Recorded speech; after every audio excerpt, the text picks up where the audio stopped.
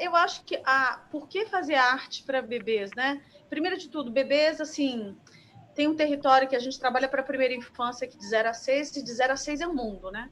Porque de 0 a 1 é o mundo, de 1 a 2 é o mundo, então tem um recorte da primeiríssima infância, que de 0 a 3, e que aí realmente poucos artistas no mundo se aventuram entrar nesse território misterioso dos bebês, e tem um território de 3 a 6 das crianças, em que o texto, a fala, o nosso maravilhoso mundo das palavras, os artistas já se sentem mais confortáveis em navegar nesse território, né? Mas é um território basicamente de 0 a 6, onde eu sempre digo, nosso lema na nossa página web da nossa companhia de teatro é Bebês Nascem Poetas, onde nós ainda não perdemos a capacidade de nos maravilhar, onde nós ainda estamos com esse olhar curioso e inquieto e flexível e principalmente livres da ditadura aristotélica, do início, do meio e do fim da história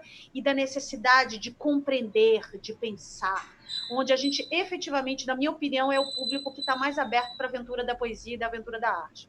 Então, primeiro, por que fazer teatro para bebês? Por um motivo muito egoísta da minha parte, porque é o melhor público possível. É um público onde você, como artista, pode ir longe, livre, e que você tem um público onde você acontece e ressoa nele. E tem um segundo motivo que é muito importante, porque nós nascemos cidadãos. Cidadãos? Cidadãos. Cidadãos. Nascemos cidadãos, ou seja, nascemos... A fralda paga imposto, não paga imposto a fralda? Sim. Ou seja, a roupinha do bebê paga imposto. Não paga. Toda indústria que envolve o mundo do ser humano quando ele nasce, ele paga imposto, não faz. Então, esse ser humano, ele é passível de ter um reconhecimento público e de ter um retorno público nele. E a terceira razão, para concluir essa primeira questão, é porque se a gente não tem acesso com a nossa arte, com a nossa linguagem cultural através das artes, não só a cultura, mas a cultura como arte, na primeira infância, a gente fica estrangeiro a si mesmo. Uma criança que aprende a falar o seu idioma depois dos 3 anos de idade, ela fala com sotaque. É nesse 0 a 6 anos que a gente forma o nosso paladar. Uma criança que come só hambúrguer de 0 a 6 anos, ela vai ter dificuldade de experimentar outros sabores mais tarde. Então, se você não tem um acesso a um encontro artístico, cultural, se você é furtado dessa possibilidade de desfrutar essa paleta de cores do mundo, você efetivamente é privado de uma capacidade de estética, de experimentação estética. Então, a arte é o que nos dá sentido, né? Nesse momento de pandemia, onde está todo mundo aqui, a gente está vendo como a cultura e a arte têm nos salvado a alma. Então, eu acho muito importante essa introdução ao ser humano desde que ele nasce. As crianças não são menores, elas não são... Ninguém nasce incompleto, ninguém nasce menor. O choro de uma criança de 4 meses de idade, da dor dela não é menor do que a dor de uma pessoa de 50. E a capacidade dela de se emocionar não é menor do que de uma pessoa de 50. E a capacidade que ela vibra não é menor. Então, a gente não pode fazer uma arte menor para esse público e nem pode furtar ela dessa oportunidade, né? Porque, na verdade, eu acho que tem um caminho aí, né? Antes de eu te falar como é hoje, né? Eu acho que tem um caminho. Quando você fala que sempre teve cinema para criança, sim, a gente teve, mas a gente nunca teve. A gente teve, há muitos anos atrás, um cinema ligado à educação. A gente teve alguns filmes, por exemplo, Menino Maluquinho. No começo, nós tínhamos filmes que eram inspirados na literatura brasileira, que a literatura brasileira é maravilhosa. Então, a gente tinha esses filmes que ocasionalmente aconteciam, não tinha uma política por trás, né? E tinha os filmes que vinham da televisão, dos grandes personagens da televisão, e que eram filmes muito que, apesar de ter uma grande bilheteria, eram filmes que visavam mais a questão comercial, né? Visavam mais a gente tem que ser coerente, né? Assim, por mais que hoje a Xuxa tenha um trabalho, né? E ela reconhece os filmes que ela foram um pouco inapropriados, os filmes da Xuxa, os filmes de todos esses grandes personagens, principalmente femininos, tinham muita coisa de sexualizar a criança, eram completamente inadequados, né? Tanto que, assim, ao longo da mostra, a volta e meia queriam que eu exibisse Xuxa. Eu dizia, não, por que eu vou exibir Xuxa? Isso já está na televisão, isso já está nas telas, né? Eu quero mostrar um outro lado. Ao mesmo tempo que tinha, então, esses que vinham de personagens da televisão, tinham também os que vinham da literatura, que esses que vinham de literatura, eles aconteceram antes do advento desses programas para criança que tinham na televisão, né? Então, teve um dos primeiros filmes brasileiros, o Saci, do Rodolfo Nani. Nós tivemos depois alguns outros filmes, daí teve Menino Maluquinho, teve o Castelo Rá-Tim-Bum, que mas daí ele veio já mais na frente, veio de um programa de TV, mas um programa de TV muito pensado nessa questão de valores para a criança, do lúdico da criança, sai um pouco da coisa comercial. Então, filmes para criança sempre tiveram. Só que a gente nunca teve uma política concreta, pensando na infância. Mas daí, quando a mostra começou em 2002, a grande questão era essa, né? Que filmes a gente vai exibir? Porque não tinha muito, né? Então, a gente começou contando a história do cinema infantil no Brasil. Então, a gente começou a exibir os primeiros filmes, a Sinfonia Amazônica, que foi a primeira animação, o Saci, do Rodolfo Nani, exibimos os... Enfim, a gente foi contando a história do cinema infantil, e porque não tínhamos muitos filmes, e um ou outro filme recente, né, do ano que estava sendo feita a mostra, a gente exibia. Mas em 2003 e em 2004 veio uma política para o cinema infantil que até depois o atual secretário de audiovisual da época disse que foi uma política muito barata, mas que foi uma política que mexeu muito na questão, que foi o Curta Criança. Não sei se vocês conhecem. Não. O Curta Criança, ele foi feito pela primeira vez, se eu não me engano, em 2003 ou 2004, que teve a Beth Carmona, sabe, idealizando, junto com a Rosa Crescente, o secretário, se eu não me engano, era o Silvio Darrim, não me lembro se era o Silvio Darrim ou se era o anterior, ou o próprio Orlando Senna, enfim, criou-se o Curta Criança. O que era o Curta Criança? Por um desses vários editais que aconteceram, né, a partir do ano de 2002, que foi quando o cinema começou esse processo que ele veio até agora, e agora, infelizmente, estão querendo destruir tudo. Mas o Curta Criança, eles selecionavam 20 projetos de todas as regiões do Brasil com foco para criança. Então, foi um exercício muito interessante de começar a produzir para criança de novo, né? Descobrir essa linguagem, né?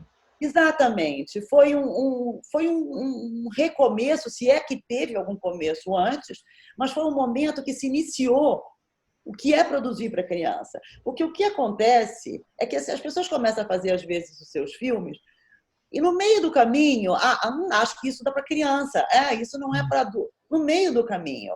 E daí adaptam um pouco. Então, você vê filmes que não são para crianças, mas daí tem um protagonista criança, então eles acham que é para criança. Tem uma criancinha. E às vezes não é, né? Porque você tem filmes sobre crianças, feito por crianças, para crianças, né? Então, não é porque tem um protagonista criança que o filme é para criança. Então, foi muito interessante, porque como teve a Beth, que é do Conkids, é uma pessoa que trabalha essa linguagem de televisão para criança há muitos anos, né, cinema. O que esse Curta Criança tinha? Ele selecionava esses projetos, ele trazia realizadores de fora do Brasil para dar workshop para os realizadores produzirem. Então, nós começamos muito certo, sabe? A gente começou de uma maneira correta em 2013 com o Curta Criança, ou 2004. Eu tenho que ver exatamente qual é a data. Então, o que acontecia? Selecionavam os 20 melhores projetos de todas as regiões do Brasil, possibilitando que a criança brasileira conhecesse a cultura dessas outras regiões, Depois de selecionados, a gente ia para o Rio ou para Brasília para fazer, na época, a TVE, né, que foi o recomeço da TV Brasil. A gente fazia esse workshop de 3, 4 dias. Então, foi lá e tem uma coisa muito interessante, porque eles criaram o curta criança e criaram o curta animação. Muito do que você vê hoje da animação, que está fazendo o maior sucesso no Brasil e no mundo, das séries, vieram desse curta animação, que era quase que um piloto de de algum produto de animação. Então, tinha esses dois editais, e foi muito legal, porque começou a ter curta-metragem para criança. E o curta-metragem para criança, ele é muito bom, porque ele tem 15 minutinhos, ele cabe na hora-aula, se você quer usar o cinema na sala de aula, que a gente pode falar disso lá na frente, ele é ideal. E daí, quando veio o curta-criança, eu falei, uau, agora eu já tenho um filme brasileiro para mostrar. Porque desde o primeiro momento, a mostra, o que a gente queria, qual era o nosso objetivo maior? Possibilitar o acesso ao cinema para as crianças, mas possibilitar que as crianças conhecessem a cultura brasileira na tela. Então, era muito engraçado, porque eu dizia, não, vou fazer um festival, minha ideia é um festival de cinema para criança, todo mundo ria da minha cara. Hã? Como? Não existe cinema brasileiro para criança. Por isso, quando eu pensei, vamos fazer, o nosso medo é que filme, será que a gente vai ter filme? E daí, quando veio esse curta criança, a gente criou uma sessão que é curta, acho que é Curta Brasil, ou Curta Diversidade Brasil, que a gente começou a fazer uma mostra competitiva de curtas-metragens brasileiros na mostra. Então, nós tínhamos os longas, a gente normalmente conseguia lançar 1 ou 2 longas por ano, porque é mais ou menos isso. Teve uma pesquisa, assim que a gente começou a mostra, teve uma pesquisa que mostrava de tudo que era produzido para criança no Brasil, 2% de cinema no Brasil, tudo que era produzido de cinema para o Brasil, 2% era para criança. E era exatamente isso, a gente tinha 2 longas, né, infantis brasileiros por ano. Ao longo desses 18 anos, lá pela décima, mais para frente, aumentou a porcentagem do que era produzido para criança, era 4%. Então, quer dizer, por um lado, nesses 18 anos, vamos dizer, 18 anos, porque agora a gente já está num outro cenário do cinema brasileiro, mas de 2% passou para 4%, dobrou, mas ainda não é nada, né? Não é nada. Quer dizer, você pega a França, né, que tem um trabalho de cinema nas escolas, que tem cinema para criança, a gente não tem nenhum pensamento, né? Porque o que eu batia muito na tecla é que, além do cinema brasileiro para criança ser um direito da criança, dela ver a sua cultura na tela, dela se ver na tela, além de ser um direito, a lei da criança ter o direito enquanto criança, né? Porque a criança é um sujeito de direito. Além disso, se a gente fizesse essa formação com as crianças, o cinema brasileiro hoje teria uma bilheteria muito maior. O cinema brasileiro hoje seria mais aceito. Porque o que acontece é que a criança brasileira, ela assiste produto audiovisual americano até os 16 anos, mais ou menos 17 anos, porque só se produzia no Brasil para partir para jovem. Para criança era pouquíssimo, era 1 por ano. Então, quer dizer, uma criança, o ano inteiro ela tinha um longa para criança, nacional, que raramente, enfim, tinha uma grande bilheteria, mas às vezes é caro, as pessoas não podem levar seus filhos. Então, a criança cresce vendo cinema americano, e daí, como que por obra do destino, e num momento ela ia começar a gostar do cinema brasileiro e assistir os filmes do cinema brasileiro, a maioria para adulto. Não tem como, ela não gosta do que ela vê na tela, ela não gosta do que ela escuta, ela não gosta, no fundo, ela não gosta da cultura dela, porque ela nunca viu a cultura dela. Então, se falou muito isso, um período, né, que o brasileiro tem essa coisa de não gostar de si, né, que acha o outro legal, né? A gente sempre... E é verdade, a criança cresce vendo que legal que é a criança americana, que legal, como ela, então... A linguagem, né? O tipo de som, o tipo de fotografia, a cor, toda padronizada, diferente da nossa, né? Tudo. Ela não se sente... Então, daí vem essa... Me faltou a frase, né? Que é essa se achar menor. Se acha menor, eu não sou isso. O complexo de vira-lata, o tal do complexo o complexo de vira-latas, é isso, eu sou menor. A criança de classe média alta, branca das grandes cidades, ainda né, é um pouquinho parecido.